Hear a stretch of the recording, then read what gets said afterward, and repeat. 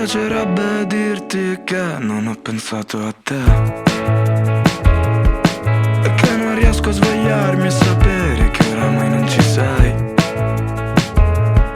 Poi questo fottuto letto che non mi sembra fatto per due.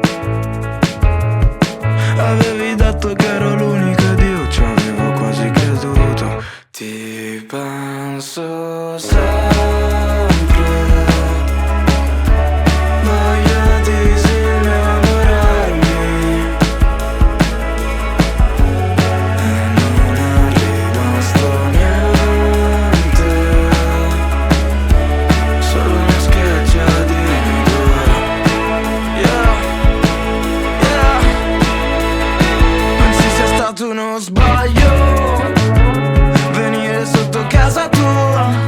Non ho trovato il coraggio di dirti quello che ho fatto, ma almeno non ti ho detto una bugia. Una bugia.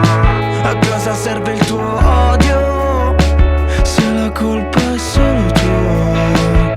Ti penso sempre, voglio disinnamorarmi e non è rimasto niente, solo una scheggia di noi due. Quindi amarsi a cosa serve?